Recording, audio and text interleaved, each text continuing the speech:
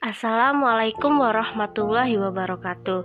Hai semuanya, perkenalkan nama saya Adera Maulidia dengan NIM 1921100065, Prodi Pendidikan Bahasa dan Sastra Indonesia, kelas 2B, Universitas Muhammadiyah Purworejo. Pada kesempatan kali ini di mata kuliah Berbicara 2 dengan dosen pengampu Ibu Nurul Setiorini MPD, saya akan menjelaskan materi tentang teks negosiasi. Sebelumnya, teman-teman sudah tahu belum apa itu teks negosiasi? Atau lupa?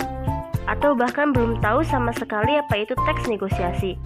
Ayo kita belajar bersama dan simak ya.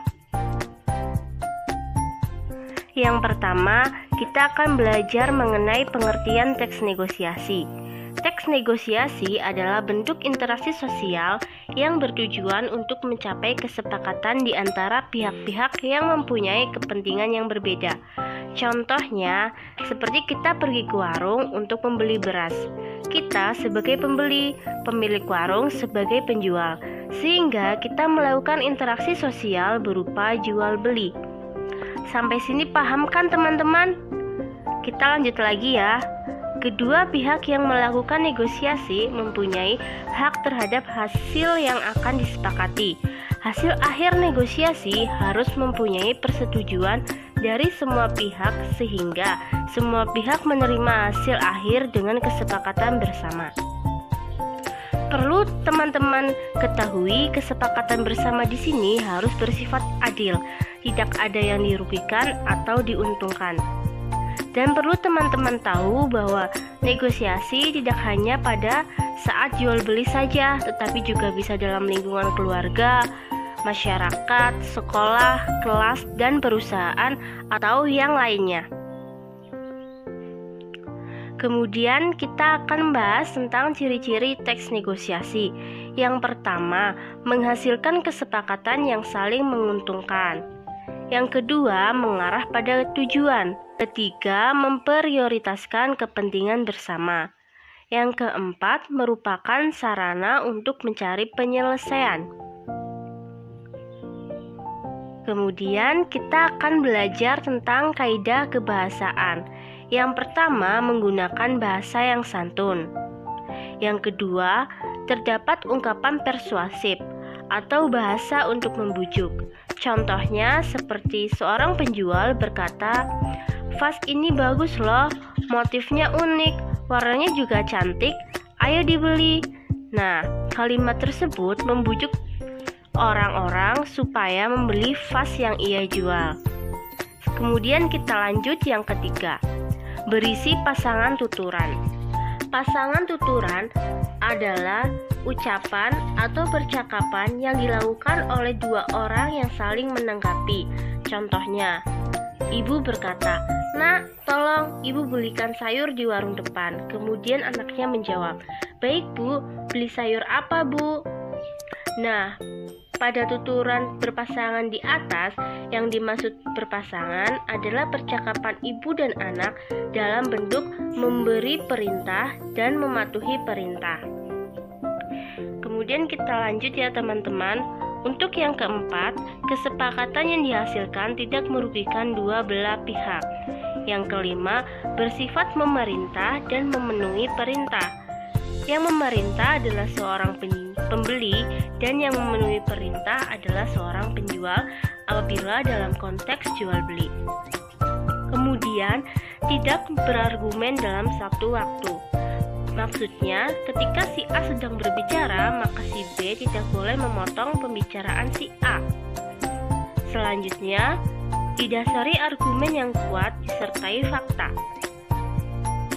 Kemudian, meminta alasan dari pihak mitra negosiasi mengapa iya atau tidak. Yang terakhir, jangan menyela argumen. Kemudian, kita akan belajar tentang struktur teks negosiasi. Struktur teks negosiasi ada 7. Yang pertama, orientasi. Orientasi adalah kalimat pembuka, biasanya ucapan salam. Fungsinya untuk memulai negosiasi. Yang kedua, permintaan. Suatu hal berupa barang atau jasa yang ingin dibeli oleh pembeli. Yang ketiga, pemenuhan. Kesanggupan hal berupa barang atau jasa dari penjual yang diminta oleh pembeli.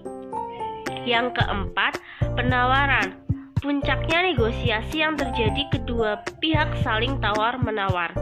Yang kelima, persetujuan. Kesepakatan antara kedua belah pihak terhadap negosiasi yang telah dilakukan. Yang keenam, pembelian. Keputusan konsumen jadi menyetujui negosiasi itu atau tidak. Kemudian yang terakhir atau yang ketujuh, penutup.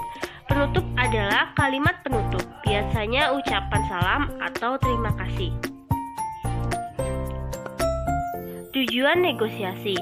Adapun tujuan dilakukan negosiasi dalam hal bisnis, beberapa di antaranya untuk mencapai kesepakatan yang memiliki kesamaan persepsi, saling pengertian, dan persetujuan. Mencapai penyelesaian atau jalan keluar dari masalah yang dihadapi secara bersama.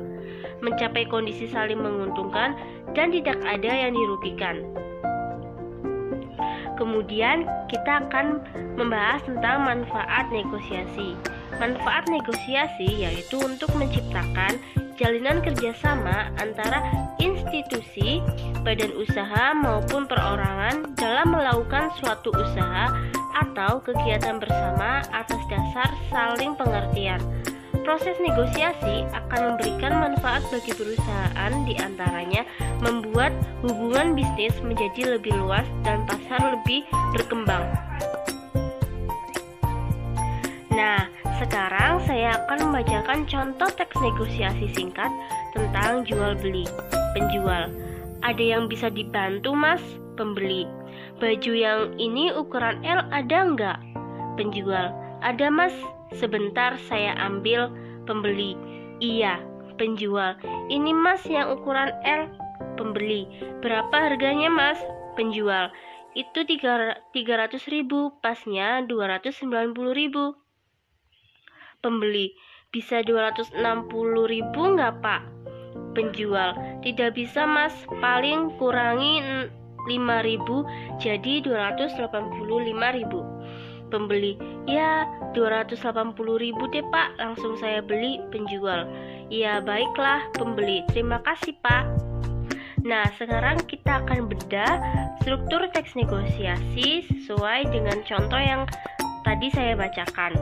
Baris pertama merupakan orientasi, yaitu pembuka. Baris kedua merupakan permintaan.